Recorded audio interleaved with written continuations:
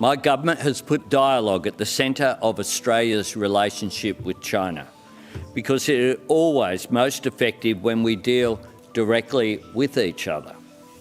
That's how we make progress on our shared interests and protect regional stability. Without dialogue, we can't address any of the differences that arise between us. Australia and China have renewed and revitalised our engagement. We've agreed across a range of MOUs and arrangements today that will continue to shape and drive our practical cooperation as we continue the process of stabilising the relationship. This includes a framework for us to work together to tackle climate change. Both our countries are undergoing energy transitions and investing in renewable energy. We will get better outcomes for our people if we work together and learn from each other as we make those important changes. We've agreed an MOU on education and research, building on a long shared history in this area, including through exchange of students. We've also agreed on several arrangements to deepen our economic, trade and investment relationship through dialogue on economic issues and work under our free trade agreement, and we committed to deepening our cultural links. Trade supports 1 in 4 Australian jobs, and China remains overwhelmingly Australia's largest trading partner. Australian farmers, miners and exporters are already seeing the benefits from the removal of trade impediments, benefits that flow throughout our economy. Chinese consumers too are benefiting from being able to buy our high-quality exports. Trade between our two nations will continue to help Australian businesses grow. Interest in the Adelaide Zoo will no doubt grow as well, and I welcome Premier Li's offer of new pandas, who I am sure will be good diplomats for China in South Australia and for the entire nation. China is, of course, a regional and global power. It has a vital role to play in keeping our region open, stable and prosperous. We also exchange views today on our region and the world, building our understanding of our respective positions and perspectives. Australia advocates that we should all work together to promote a regional balance where no country dominates and no country is dominated. A region where countries large and small operate by the same rules that we have all had a say in shaping. I've made it clear, as nations with different histories, political systems and values, we will cooperate with China where we can, disagree where we must and engage in the national interest. Premier Li, our discussions today have only strengthened my view that it's crucial for us to engage with each other. Given how close we are geographically, how interconnected we are economically, and the deep and enduring bonds between our people.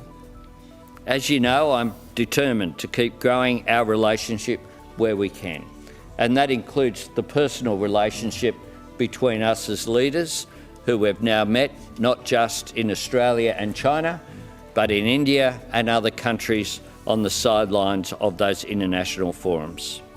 As I mentioned in our meeting today, we have a lot to do and a lot to look forward to. I want to thank you for taking the time to travel here and see the breadth of our great country. I know you have been here before, but once again, a very warm welcome to you here in Australia. Thank you.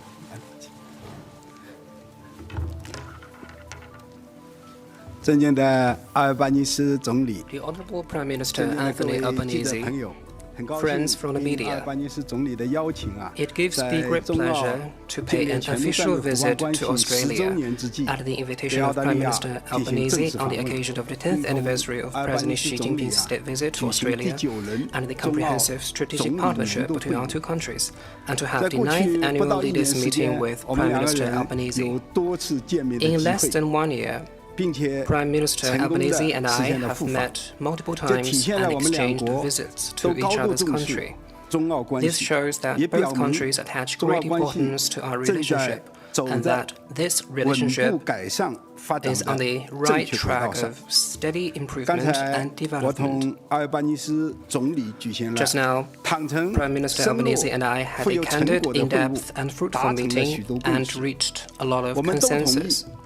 We both agreed to uphold the right characterization of our bilateral relationship and consolidate its momentum of improvement and development. We reaffirmed our commitment to defining this relationship as a comprehensive strategic partnership, to mutual respect and trust, and to viewing and handling this relationship in a positive attitude. The two sides agreed to maintain high-level interactions, strengthen exchanges between the legislatures, government departments, and political parties, and fully resume various areas of institutional dialogues and bring their role into full play. We also had a candid exchange of views on some differences and disagreements and agreed to properly manage them in a manner befitting our comprehensive strategic partnership. We both stand for expanding mutually beneficial cooperation and enhancing the vitality and durability of China-Australia relations. This relationship is essentially characterized by mutual benefit and win-win results. The two sides just signed a number of cooperation documents on trade, education, climate change, culture, and intellectual property. We will make good use of such dialogue mechanisms such as the Strategic Economic Dialogue, the Joint Ministerial Economic Commission, and the Free Trade Agreement Joint Committee to address each other's economic and trade concerns and provide a fair, open, and non-discriminatory business environment for our companies. We will leverage our respective strengths to expand cooperation in energy, mining, new energy vehicles, green development, and digital economy.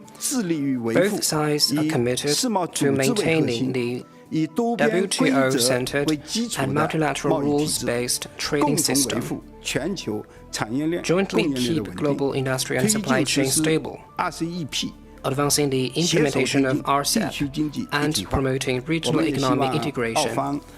China hopes that Australia will support Hong Kong's RCEP accession. China welcomes Australia as the guest country of honor for the China International Fair for Trading Services 2025. We both support strengthening people-to-people ties and cement popular support for our bilateral relations. The two sides will strengthen exchanges and cooperation in science and technology, culture, sports, education, academia, aviation, health, tourism, and at the subnational level. China will continue its cooperation with Australia on giant panda conservation and research, and will provide a pair of younger giant pandas to Adelaide Zoo, so that they will continue to serve as a bridge of friendship between the two peoples. The two sides will hold the 10th meeting of the Joint Science and Technology Commission and the 8th high-level dialogue in due course in Australia. We agreed to provide each other with reciprocal access to 5-year and multiple entry visas for tourism, business, and visiting family members. So as to better facilitate personal exchanges, China will also include Australia in its visa waiver program. We both stressed the importance of maintaining communication and coordination to jointly safeguard peace, stability, and prosperity in the region and beyond.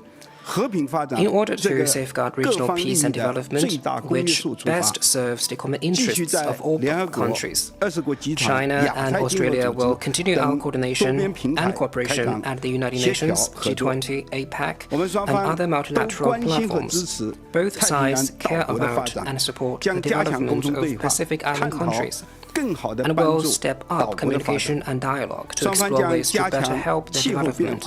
The two sides will strengthen policy communication on climate change and will hold the 8th Ministerial Dialogue on Climate Change in Australia this year.